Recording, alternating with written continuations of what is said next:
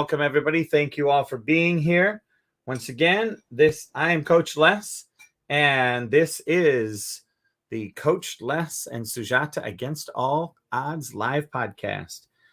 And my co-host, who is currently traveling, so online you're going to see her little picture and not see her live video until she is back in Singapore, live from her home environment. And traveling, the internet is not always the greatest, so you get to see my smiling face and a little bit of a bio picture from her, which is the same one everybody sees on Clubhouse. So for those people on Clubhouse, it's exactly the same. And today, just to give you a quick background on Sujata, she has accumulated a wealth of experiences during her life, leading to insights and knowledge that cannot be coached or taught in a class. She's been a mother, a wife, a journalist, a consultant, an activist, a leader, and a businesswoman domestically and internationally, from in India and in Singapore and all around the world, working with the different companies.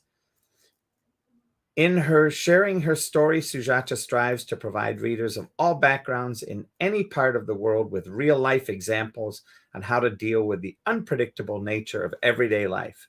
So we use her book. For those of you that are available to look online, here is the cover of her book. It's available on Amazon. And if Sujata at some point gets a moment, she can pin the link up at the top of the room. Otherwise, we will chat a little bit about it. And the topic today is we're looking at mediocrity versus the minority and the relevance of it. It's part of the conversation going once again, following yesterday's conversation, which is to just continue talking about how do people in work in corporate America or versus entrepreneurship, what is the level of commitment that people have to working? And what does that work look like? How do they show up to work? How are they motivated?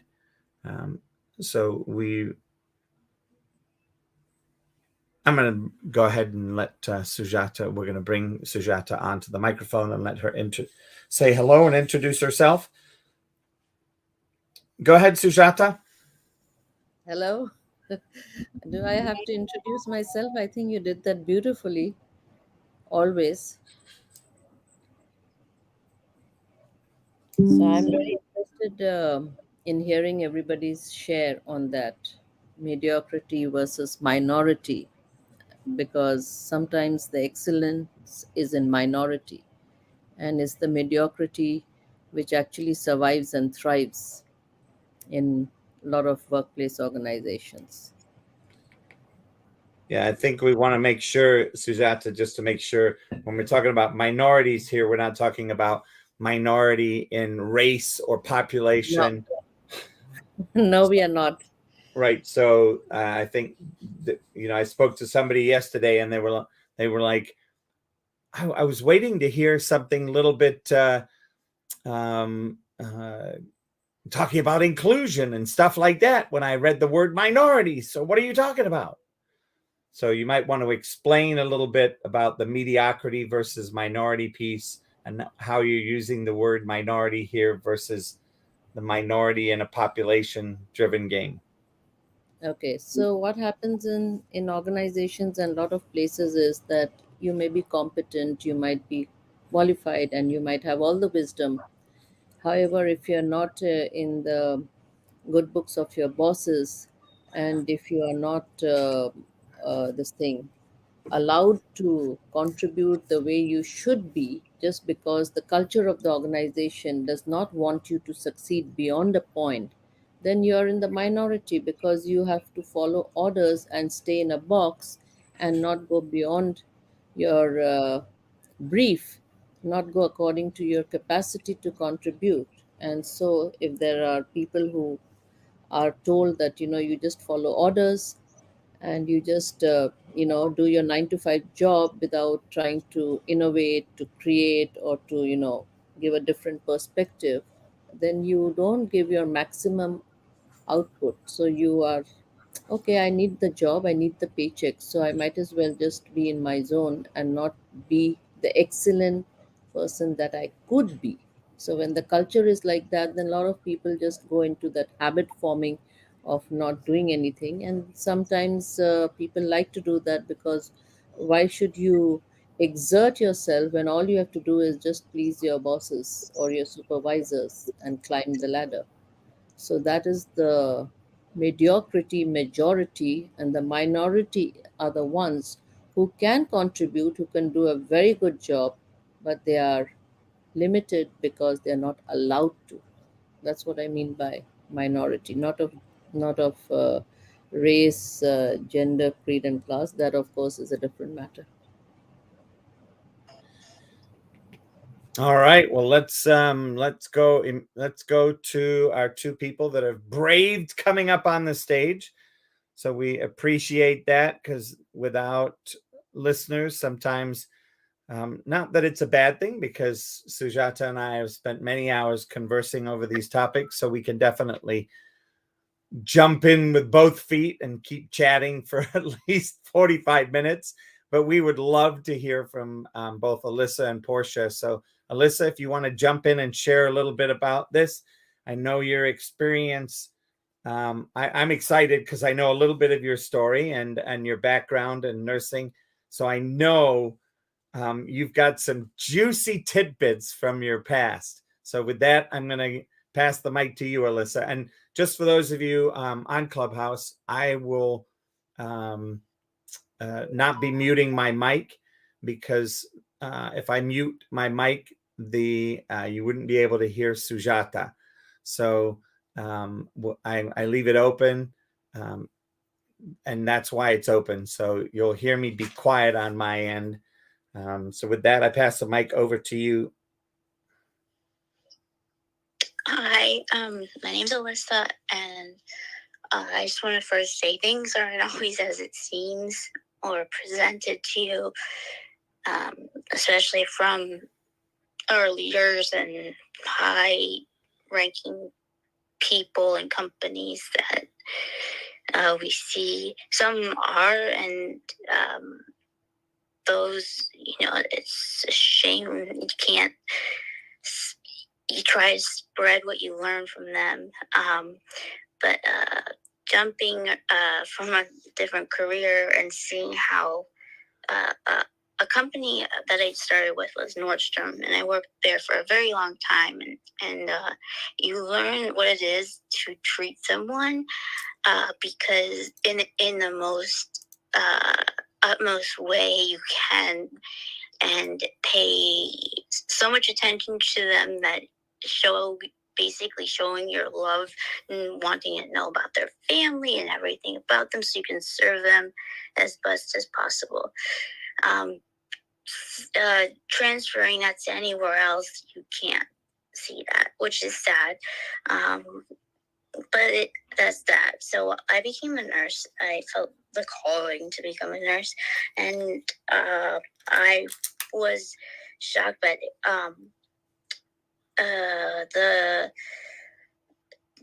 unorganized parts of it, the unknown parts of it, the known parts that are not legal, right, or ethically right, and dangerous when it comes right down to it.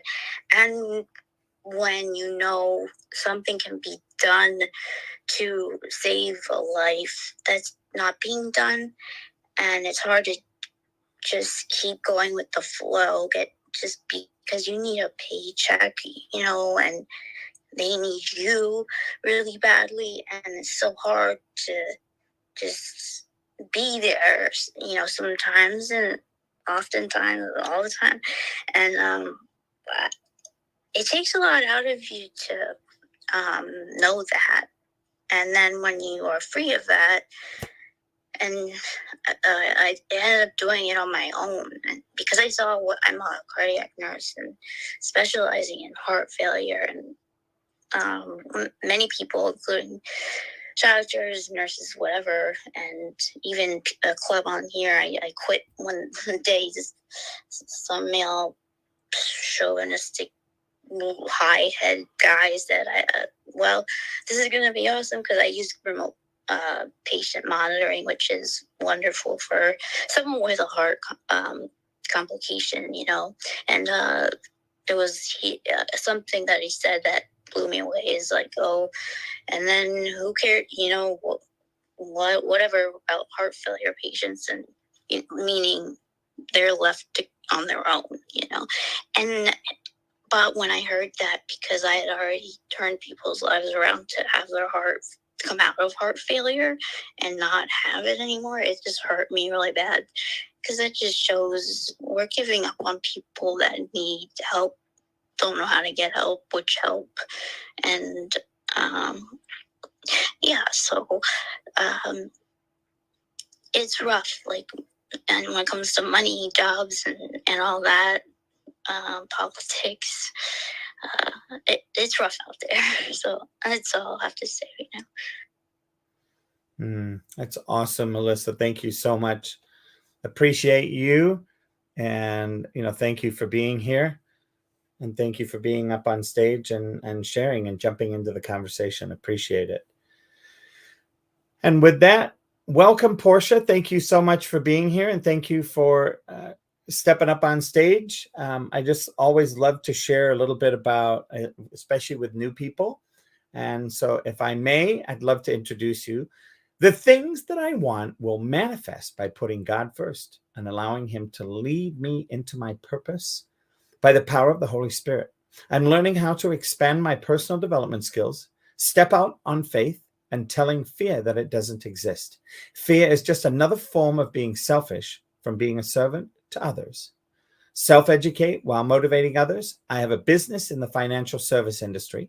If you're looking for an opportunity to expand your knowledge and need policies or debt solutions, I can help. She has a Twitter account where you can connect with her on Twitter. And on Twitter, it's really fun. It's Queen P Money. I love it. What a beautiful way to get people connected. And then also on Instagram has a wonderful page where it says Portia Class. Love that. I love that's one of my favorite words is Portia, from, of course, loving the automobile when I was a little kid. So thank you for being here. Hopefully I'm saying Portia, your name correctly, as well as from the car. So Portia Mabine, welcome and thank you. And I hand the mic to you. Thank you so much, Coach Les. That was a great introduction. I've never been introduced on here before, so this is actually my first time getting on here. So I really appreciate that. And the message is really connected to me in a lot of ways. I actually started out as a medical assistant about 10 years ago. So I really felt complacent with not being able to move up. And it's funny because today I just received a promotion after trying. Like for so long, it's been so hard to move up. So I've definitely felt like I was a minority in that circumstance. So I felt like God just brought me to this room for that reason, to share my story. So I just started working at the VA, the Veteran Affairs Hospital. Oh, thank you. I'm sorry? I said thank you for doing that. I'm a vet, so thank you very much. Oh, yes.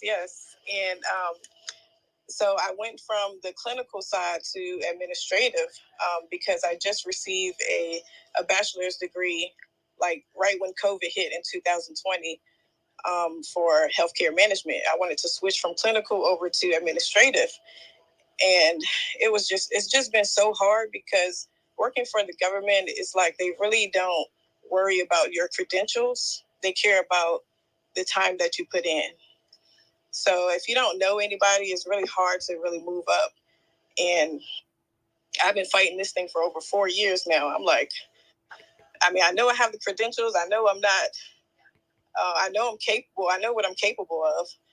And it was just really hard. I was getting frustrated. I was getting down on my luck. I started doubting myself. So I just want to encourage people to, if you believe in God, then just roll with that. Don't let fear get in the way. Don't let doubt get in the way. And just continue to push yourself. If you know you belong somewhere else, continue to push yourself, because God will help you get there.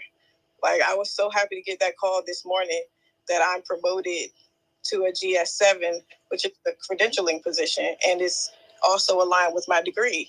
So, I mean, I just want to encourage anybody out there, if you're feeling down on your luck and you can't get anywhere, just keep trying, keep pushing, and believe in yourself.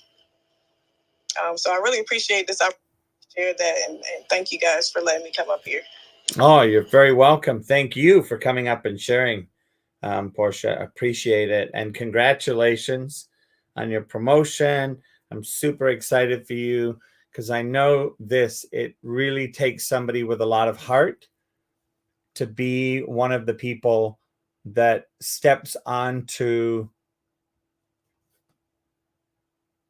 the stage, quote unquote, at the VA, because it really is a whole nother world. Yes. Thank you. I appreciate it. I'm not really a public speaker or anything, but I'm trying to work my way to that. So I appreciate this opportunity. This is actually one of the first rooms I ever spoke in. So I feel blessed for doing that. Well, congratulations. It's awesome. And to me, you've just epitomized what I love about these small rooms. Whether there's one person here, 2 people, 3 people, or in this case, 4. For me, it's the quality in the conversation and the difference that we get to make. And that starts one person at a time. So, I thank you for that. And, you'll see a lot here on Clubhouse. But the thing that I always tell people to remember, first off, Clubhouse is still in beta mode. They're still trying to figure out some of the nuances and some of the features and all of that. So there's oftentimes on Thursdays and Fridays, there are glitches in the system as they do their upgrades, because they usually do their upgrades Wednesday night or on US time. And secondly, the opportunity to get to be a public speaker and come up on stage, although it's a little bit frightening because of the picture aspect, it's a lot less threatening than being in front of a bunch of people that and you can see them and you can hear them and watch them.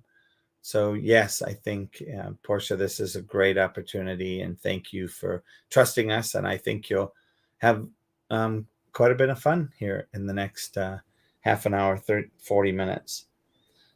So thank you once again. Thank you.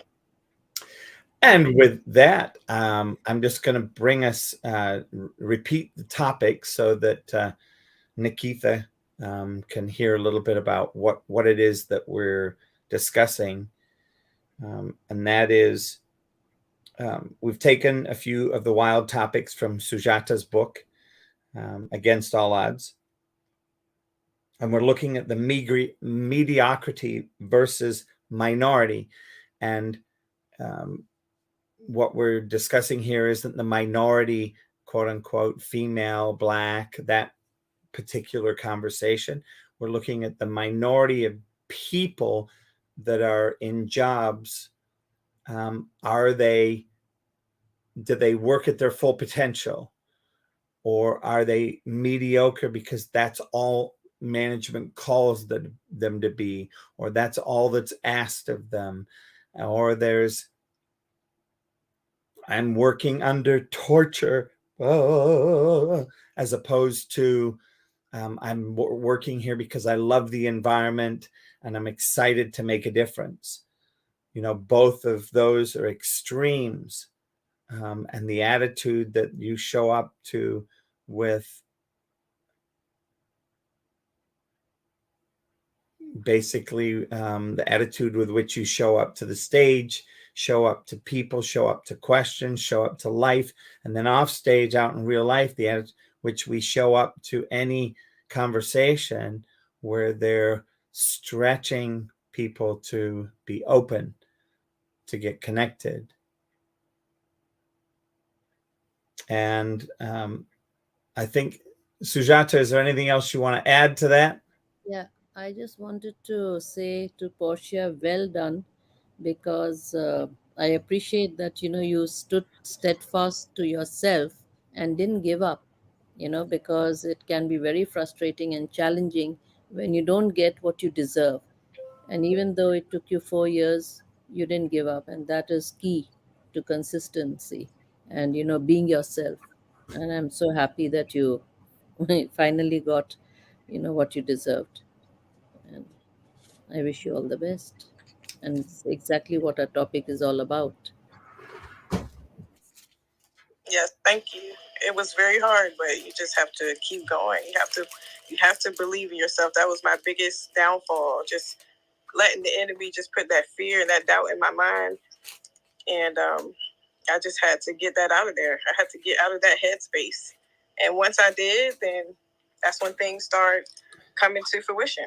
Mm-hmm. I am insurance agent. It took me a couple of tries to pass the test, but I finally passed the test on that. So there's a lot of accomplishments that's here for all of us if we just believe in ourselves. So thank you again.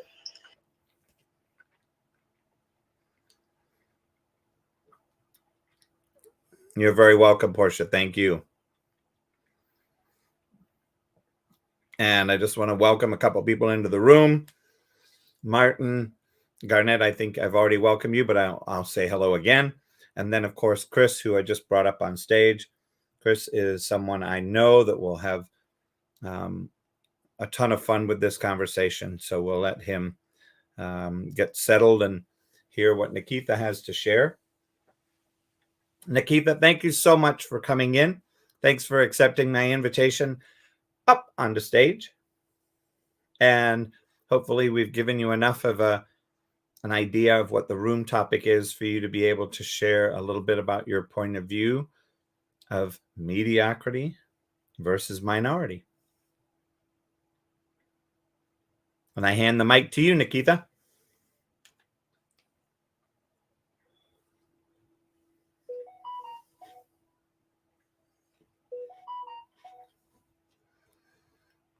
Nikita, if you're speaking to the microphone.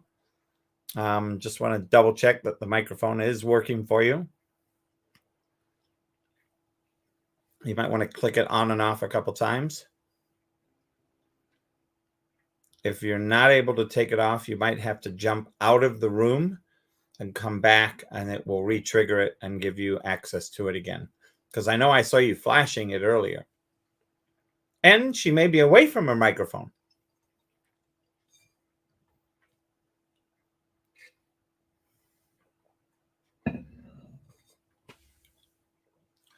Well, welcome, Chris. We'll come back to Nikita when she flashes her mic again. Hey, Coach. How you doing, brother? I'm doing great, thanks. Oh, she must be having mic issues, so she's popped out, and she'll be back. Good. It's good to see you, Chris. We're having a fun conversation today. Sujata and I fired up the conversation of mediocrity versus minority in businesses,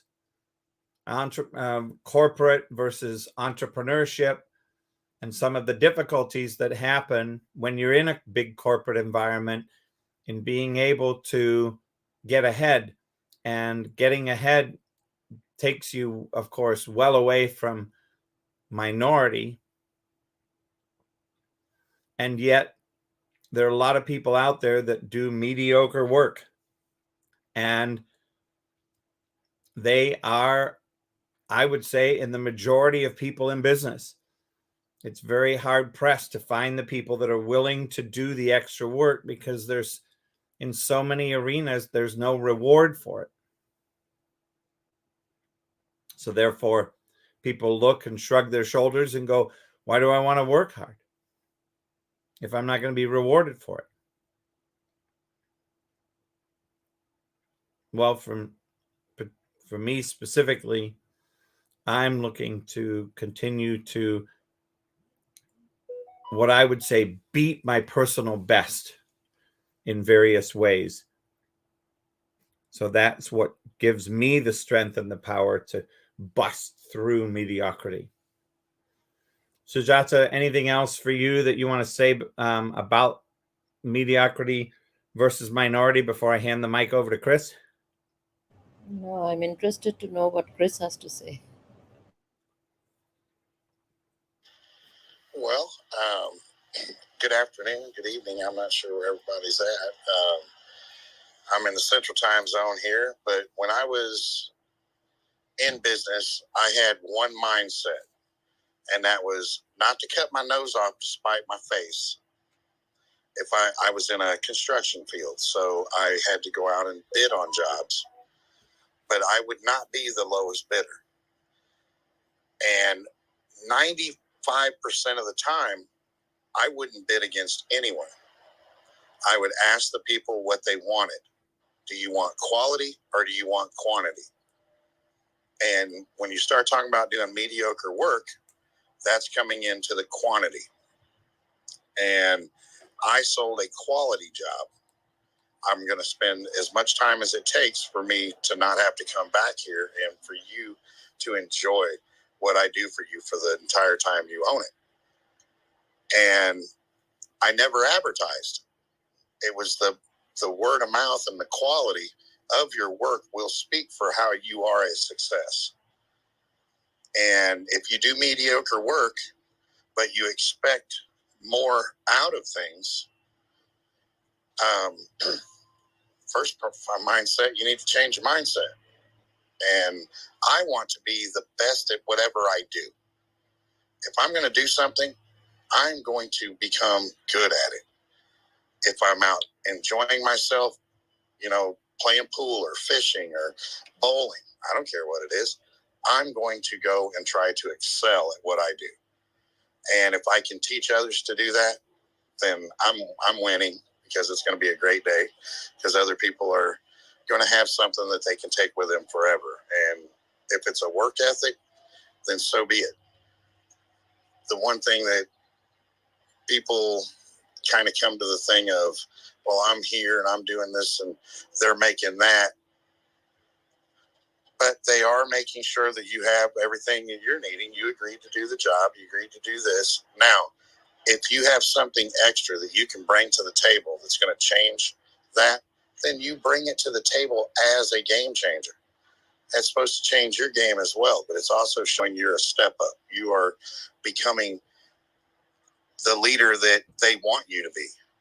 Then you're going to get what you want out of that business. It could be a huge corporate business, or it could be the small thing, but it's what you can bring to that business to make it better. They're going to notice that. And anytime that it's in a revenue situation, they're more than likely to bring you with them. And I always paid my guys well to make sure that they looked at everything they did and made sure that we don't have to come back.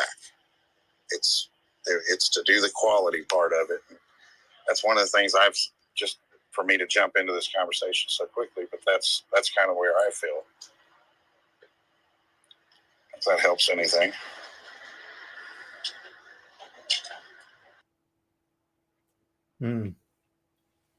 Thank you, Chris. Appreciate the share. Sujata, anything you'd like to say to that? Yes, actually, I agree with you, Chris, because it's about quality versus quantity, and it depends on the person at the top of an organization. What do they want? Do they want quality or do they want quantity?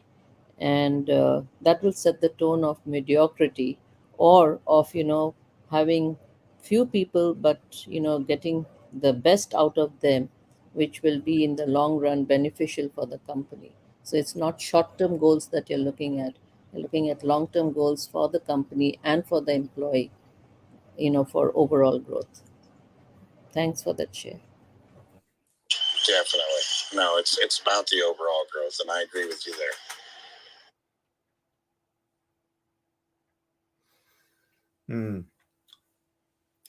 Thank you both. And with that, I'm going to pass the mic over to Brother Wade. Hello, everyone. I'm doing phenomenal today, and I hope you are as well. Amen. I'm going to ask Coach, can you give me a little bit more context? I think I know where we're at, but mediocrity. So I can. Yeah, mediocrity versus minority. So we're looking at how people. What's that? No, go ahead.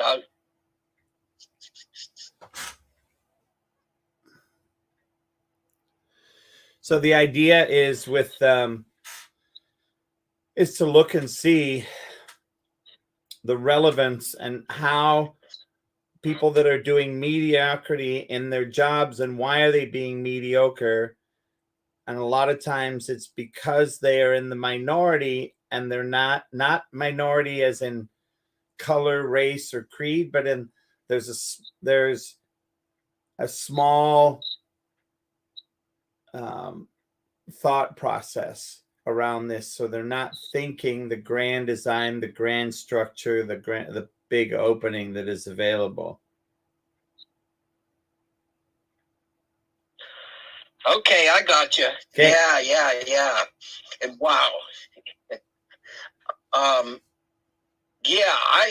When I worked, I more or less fell into the mediocrity in some facet of it because I couldn't see. I had a very challenging time seeing how me being my best was going to improve my situation. It's taken a lot of growth to realize that I always take me with me. So when I act mediocre just because I think I'm hiding under the radar in a company, in reality, I'm not.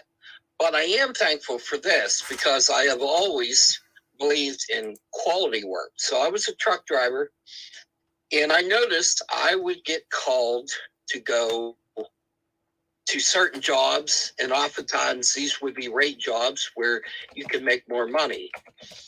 And even afterwards, one of the managers, project managers, he moved to a different company and has several times asked me to go to work for that company.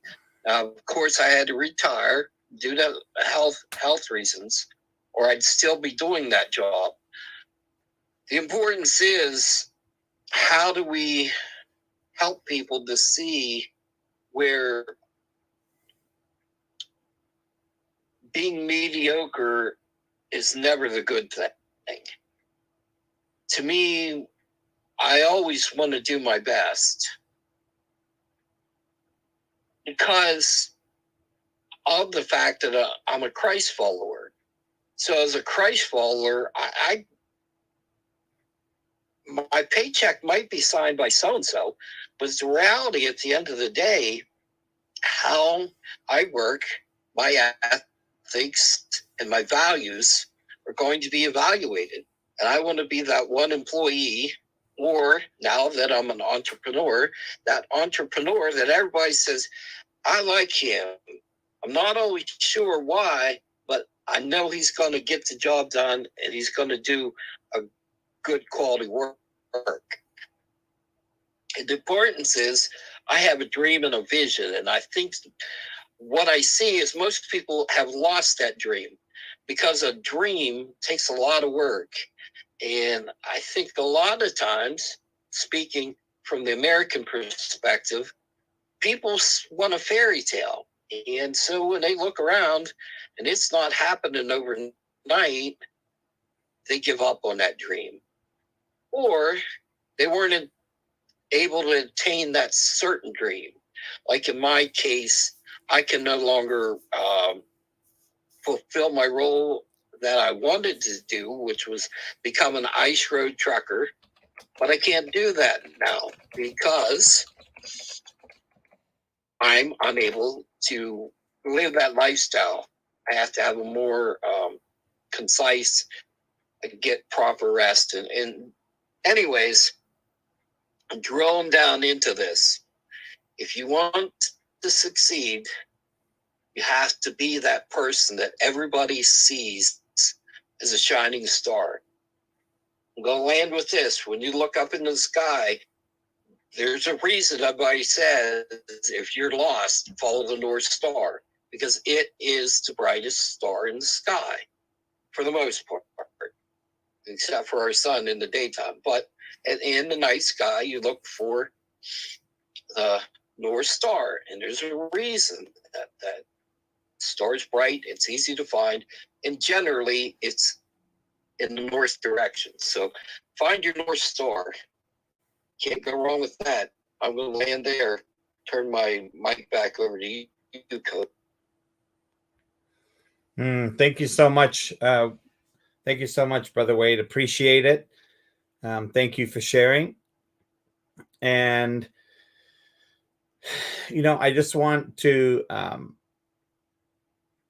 was just listening to what you were sharing, Wade, and one of the things just kind of rung out to me from what Chris shared, this whole quality versus quantity piece. And so before I just pass it over to Aubrey, I want to make sure this is one of the, I think, never-ending questions. And I think this is also one of the reasons that people fell in love with Japanese cars. Japanese cars were always, always, always built well. And whereas, and when I think of quantity, I think of quantity of money for those cars. And I look and I see, oops, we lost Brother Wade. What we noticed was that the Japanese cars in the beginning were affordable. And then once they captured the attention of everybody and they captured the number one car slots over time, they became more expensive. And when you work for those companies, they are very strict. They have rules that are very powerful as to how, where, when, with whom. All of these pieces that I think get overlooked when it comes time to who do we move up. And a lot of times people get moved up not because of what they know, but because of who they know. And it's such a ripoff. Anyway, I see that Brother Wade is back, and I want to quit yakking, and I want to hear from, I'd love to hear from Aubrey, who is new to the room. So let me just take a moment here. A fighter, a performer, a writer, a composer, musician, an actress. She's been performing since she was 3 years old, and she graduated from the San Francisco State in vocal performance. She has an album of original music out, and she's currently working on her second one. She started martial arts when she was 18 with a specialty in swords, and that's what she stuck with. She now teaches classes, and before COVID, she had plans to go to her second tournament, and she'll be planning to go to the next one next year. She also is connected on Instagram under Aubrey McCoy, Luthien the Fair. And thank you so much for being here, Aubrey. I'm going to hand the mic over to you. Hi. Didn't know I was going to be speaking. You made me sound so illustrious. That's yeah, I got invited by Alyssa and wanted to come and see what the room was about. Yeah, I don't know what else to say. I think it's great that, you just keep pushing. I think that what I got from the gist of the conversation is about mediocrity and how to escape mediocrity. Yes. My whole outlook in life is don't have backups, because your backups become your actual your career, or your, you know, if you're like, oh, I'll just do this as a backup until I actually get my dream, doesn't really happen in my experience. What I've seen, people start, they're like, oh, well, I'll just do this thing until the big break or the thing happens, and then, you know, 10 years later they're still in that same career and they hate their jobs, but they've let that pass them by. So that's, I guess, my big takeaway from how to escape mediocrity. And you just have to keep pushing. You just have to push yourself. Yeah, I agree with you 100%. So thanks for bringing that up, Ari. I think when and I say it a little differently, but it's saying specifically, it's saying the same thing. When you have a back door, guess what you use? The back door. The back door, exactly. Talk about perfect timing for my ring-a-ding-ling there on my computer. I swear I didn't touch anything. It did it on its own. It's all good. So yeah, that's basically what I have to say about it. Yeah, so what else did see? Sorry, I'm not very good with my words right now. You're doing great. So fear not. Good. Well, there's nothing to fear but fear itself, right? Amen. So, yeah, I guess that's really just what it is. You just got to work through it. I lost my voice in 2015. So it actually ended up me taking me to acting, which is kind of what led me here, really. But then I got most of my voice back, but it was like a really big struggle to finish my album. So it took forever. But so you just can't give up. You just got to keep working at it, even if it seems really hard. That's that takeaway, and you just keep doing it until you get it to where you feel like it's what it is, you know? So that's. Now, when you say you lost your voice, did you lose it as far as that power and energy loss, or actual physical loss? Like actual physical loss. Like I couldn't hit any of the notes that I could. I was a first soprano. Yeah. So I could hit the high E above high C to the high F, and within 6 months to a year, that was all. That had basically gone to. I'd lost about. I couldn't hit anything above my passaggio, which is basically my break, which is the CD range. I don't know if this makes any sense to you guys, music, but basically I had almost a 4 octave range, and I basically went to a 1.5 octave range. Ooh.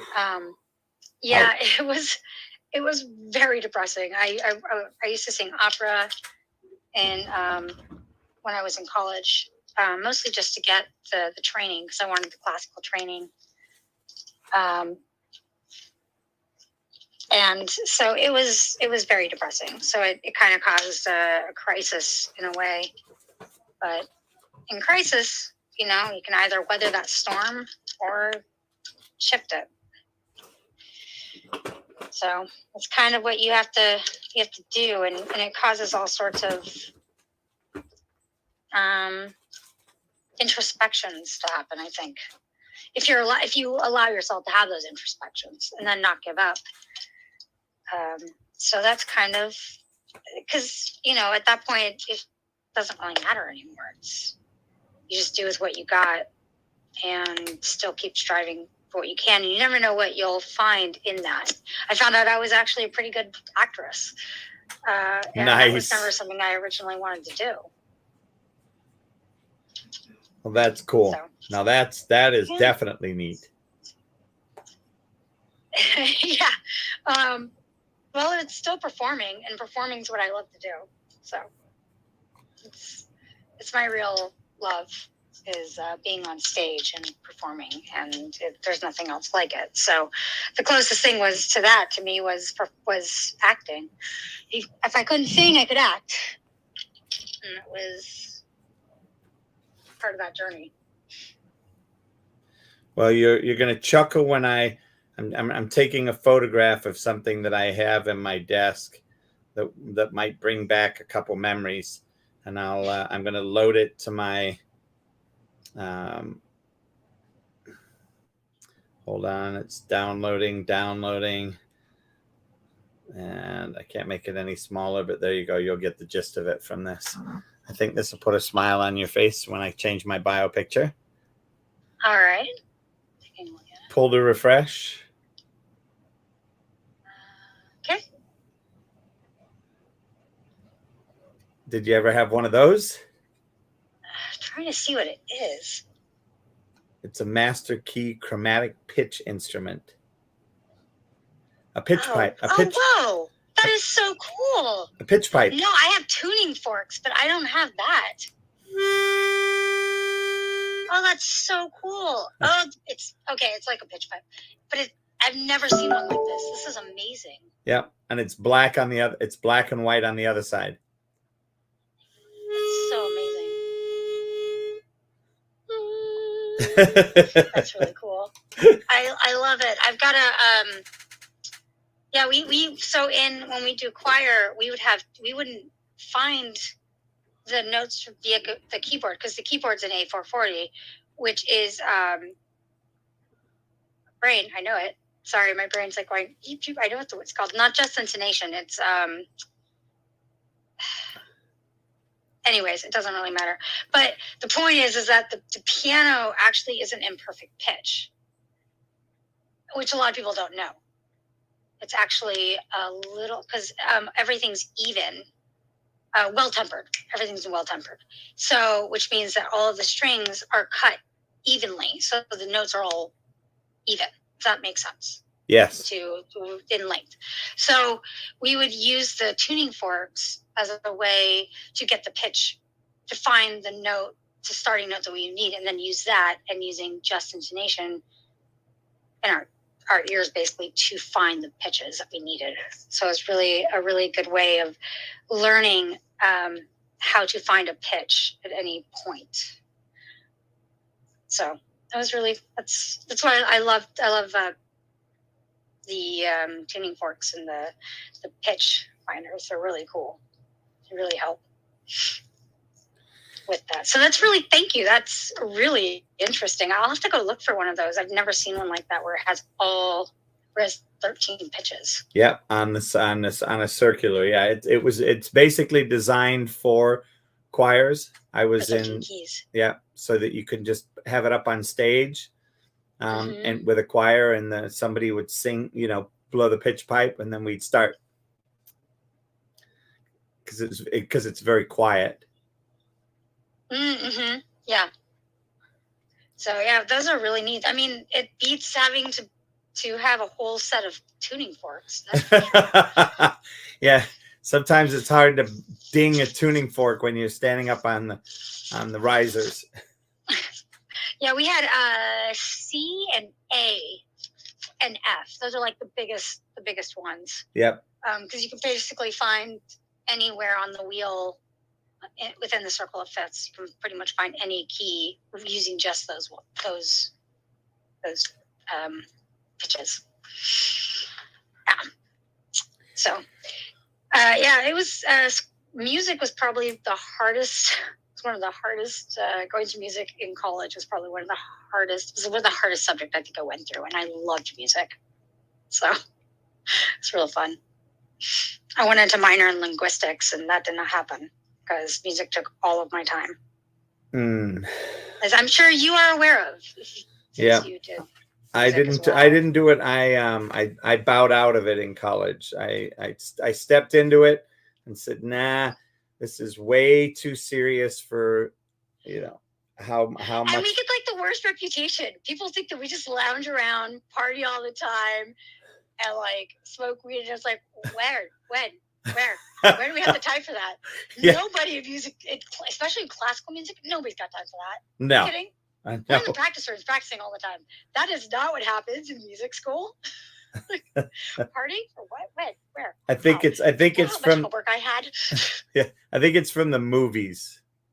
Yes, exactly. And it just gives people worst reputation. Yeah. It's the worst.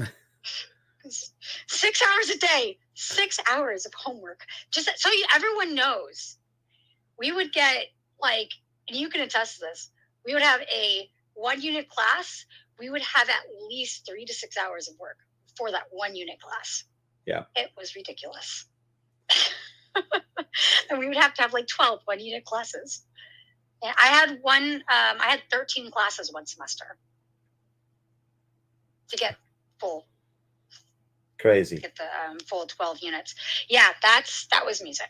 So linguistics unfortunately took the back road. That had to take the back door, unfortunately. But I did get to sing in a bunch of different languages, which was great. And I've sung in 7 languages, which is really fantastic. Wow. And yeah, so I've done Russian pieces. I've done a Chinese piece. I've done German and Latin and French, that's kind of, and Italian. Those are like the 4 main languages in classical music that you sing in. I've sung in Portuguese, sung in Spanish. I think that's about it. I think that's all I've done. I've sung Japanese, but that wasn't in class. Yeah, I've sung in Latin, French, and English. Awesome. Yeah, it's really they're all very interesting. Yeah, I've also done some because we did Carmina Burana, and that has both German, Latin, and French, but it also has archaic German and French, which is interesting because they are different. Yeah. So, and people don't realize that, but they are because words change over time. Well, I would definitely say that there's not been much mediocrity in your life. I mean, I don't know if that to bring it back full circle, I would say that I don't think there's much mediocrity in your life. And yet I still feel like I'm mediocre every day. Well, I still feel like I strive enough, and it's amusing because then I look back at it and I'm like, yeah, I do a lot, but it doesn't feel like I do a lot. Does that make sense? Oh, it does. So I'm slowly striving to do more and get better, and so remember, right? We are our own worst enemy. Yes. And if people were to realize from, one of my favorite quotes of all time,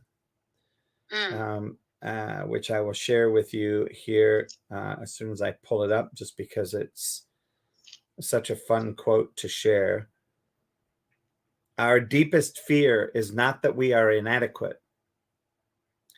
Our deepest fear is that we are powerful beyond measure. It is our light, not our darkness, that most frightens us. We ask ourselves, who am I to be brilliant, gorgeous, talented, and fabulous? Actually, who are you not to be? You are a child of God. Your playing small does not serve the world. There's nothing enlightened about shrinking so that other people won't feel insecure around you. We were born to make manifest the glory of God that is within us. It's not just in some of us. It's in everyone. And as we let our own light shine, we unconsciously give other people permission to do the same. As we are liberated from our own fear, our presence automatically liberates others. Wow. Who was that quote by? Marianne Williamson. Marianne Williamson. I'm going to write that down. It's a great quote. Mm-hmm. It definitely is. It hits all the nails on the head. Well, thank you, Aubrey. I'm going to pass the mic over to, I see Nikitha popped in. Hi, Nikitha. You made it back. I did. My phone died. I'm sorry. I don't mean, I'm not laughing at you. I'm laughing at the situation. I understand. I don't mind being laughed at every now and then. If you can't laugh, how you going to enjoy life? Amen to that. Amen to that. I'm not against all odds. I'm not sure what we're talking about. So right before you popped out, we were talking about so the classic in the room at the moment is mediocrity versus minority, and the people that are doing outstanding in jobs, that are that spend their time going full force at their job or whatever it is that they're doing, their classes, their studentship, whatever aspect, are in the minority. And mediocrity is where the majority of people is in the world. And we have a world that promotes mediocrity versus excelling, which is the minority. So I wanted, yep. So I'm going to hand the mic to you, and I'm going to shut up because I don't want to speak for you, and we'll hear what you have to say. That's okay, because you're a man of God. I'm sure what you have to say is probably the same what I have to say. Mediocrity has become the norm. Amen. For most people, and it's not because that's our potential. It's because we have become lazy. Woo! I'm talking about me. I can talk about me. I become lazy when I'm mediocre. In order to reach your full potential, you got to push a little harder. God don't want mediocre people. Nope. He don't want you going halfway for him. He wants you to go the whole way, to endure. And in order to endure, you got to tap into the power that's within you. That's my take. I land my mic. Thank you, Nikita. Nail on the head. I love it. Sujata. Yes. How are you doing? I'm listening to awesome shares, and it's heartening to know that people weather storms by taking leadership decisions of, striving to be their best. That's the choice that one always has. And yes, we should not be lazy or complacent, or nor should we, fall in line because it's expected of us to fall in line and conform to what, the surroundings dictate to us. So when we go against all odds and push to be ourselves at our best, that's what counts. That's what consistency is about. That's what integrity is about. That's what leadership is all about.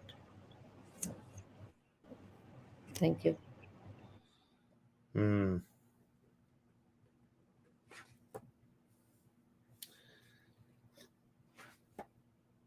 So I guess one of my questions, because because it just came up, what do you think about this whole mediocrity in a school environment in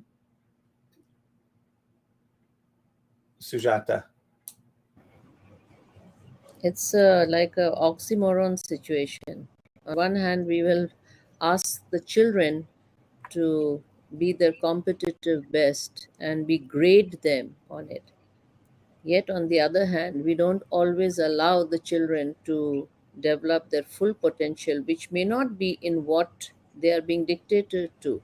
A lot of children from childhood are, forced into streams of education which are dictated by their parents or by the teachers or whatever. They don't actually look at a child and see, okay, this child actually should not be in science, should be in arts because they have creative talents there.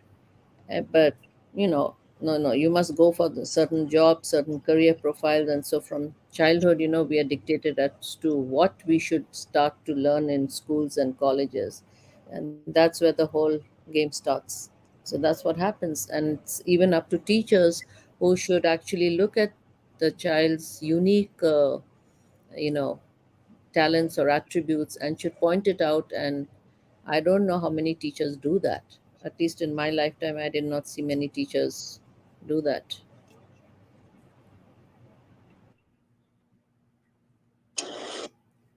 Go ahead.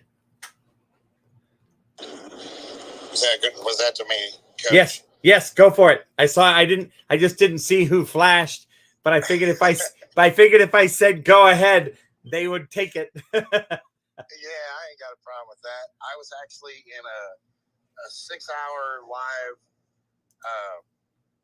panel seminar today that had many podcasts that were coming off of it as well. But it was talking about what we're doing in Virginia in the school system. And there's one 8th grade class that is actually going to elementary schools, and these kids are taking and learning how to interact with each other. And the 8th graders learning, they even got the 5th graders doing it to the younger students. But this in all of their school academics, as far as their grades, how they treat each other. And it's because our children are going to become the teachers, and we need to give them that opportunity because they're the brains. And if we take what we've learned and put it into them now, they're going to have an amazing future. And I was very happy to be in that today, learning about, and they are at that age. I mean, at a certain time of life, our sponges start to fill up to where we need to wring them out a little bit, start over. So we need to give our children as much education as us adults have learned in our lifetime so they can begin theirs.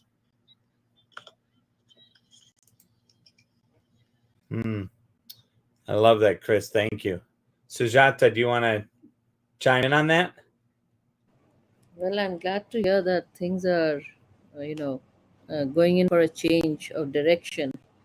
And that's heartening to hear.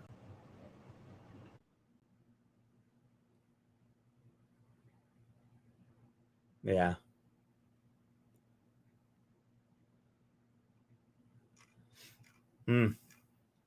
Thank you, Chris. Appreciate that. You're welcome, brother. I just happened to be something I was so engulfed in listening to how they all want to work together. I've been trying to get this unity in a community thing for a long time, and I actually saw it. And what was nice is this was people from all over the country were sharing this information so that we can all start working together, so we can start doing something amazing. And today was the beginning of it, and I was happy to be able to. I mean, I didn't think I wanted to sit through 6 hours of it, but tomorrow it's going to be on again with more topics, with more things. And the beautiful part is we could all interact with it as well. So it was like one big, huge Zoom thing that we can interact with. We could ask questions; they would answer them. But the main thing is listen, because these were some amazing people. One of the guys had wrote a book with Oprah, and it's an amazing book. It has so much in it, and it needs to be seen by the people.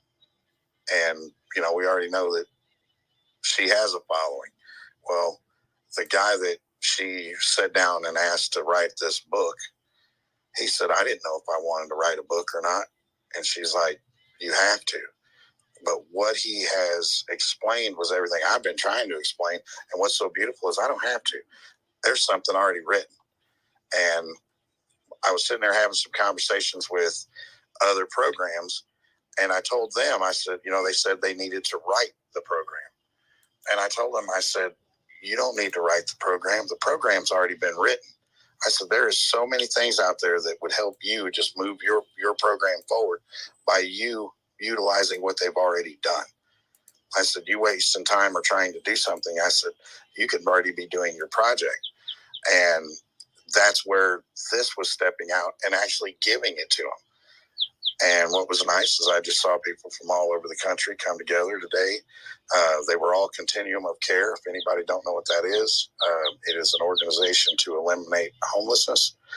And we are, dead set on making that happen. But we also had to figure out what is causing the lack of and the discriminatory parts and all these different things. And what was nice is we had a bunch of amazing people. I love these people with the PhDs and the MBAs and all these different educations, because they paid for them.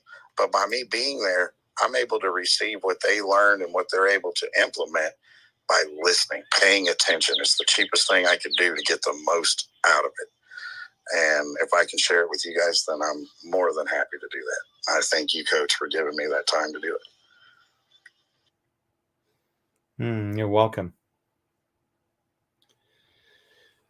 So as we wrap up here for today, I just want to check in and see if anybody has anything that they'd like to share before we close up.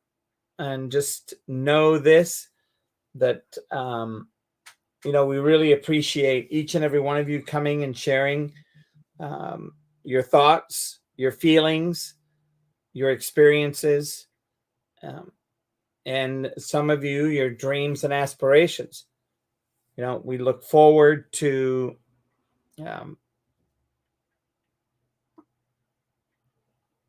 spending time with you next week. We have this show is on Tuesdays and on Wednesdays and Thursdays at 4:30 Central Standard Time. And then we also have a podcast, video cast on Friday nights at 9:30 Central Standard, where Sujata and I come on and we talk about real life issues and things that are going on, and looking at it from the point of view where she and I are both a little hardcore and in some of our views. And it's a good time to, really have conversations that make a difference without anybody getting upset or yelling at somebody else's point of view. It's an opportunity to mutually come together as a community and expand our point of view. So that's our podcast on Friday nights. And we really appreciate the opportunity for you to be here. I did go ahead and post in YouTube the link to Our Deepest Fear by Marianne Williamson. So if you go to YouTube, you'll see that pop up in the chat of this particular podcast. And if anybody ever has any questions or any, wants us to talk about a topic, please do not hesitate to reach out and say, hey, Coach, we want you to talk about this topic because we've seen it, we've heard about it in other rooms, and it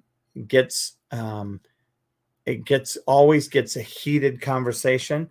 And we'd love to just have a normal conversation about it and see if we can expand our opportunity to have that topic actually have what I would call an exciting discussion without people getting out of control. So with that, Sujata, do you have anything you want to share before we hit the little escape button? No, I would just like to thank everybody for taking out the time and being here. Like Coach Les has said earlier, and I always also echo the same, we believe in the quality of the conversation, not the quantity. And so we are here always to, have differing perspectives, which adds to our learning. So thank you for your time. Awesome. Wade, any closing thoughts, or Aubrey? Yeah, coach and community. I just want to thank everybody for being here tonight. I'm like Sujata. I'm like Coach Les.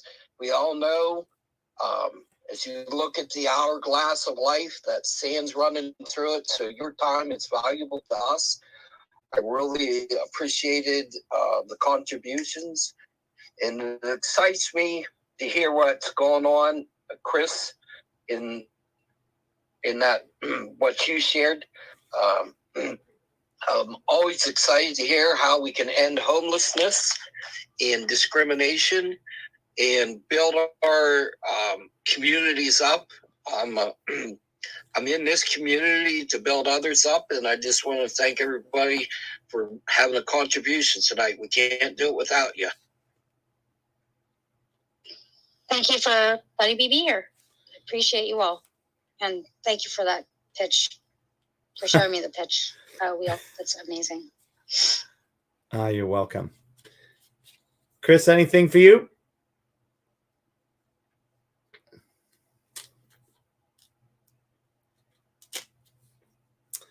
All right. Sujata, thank you very much. Thank you, Coach Les, always, for taking out the time to do this.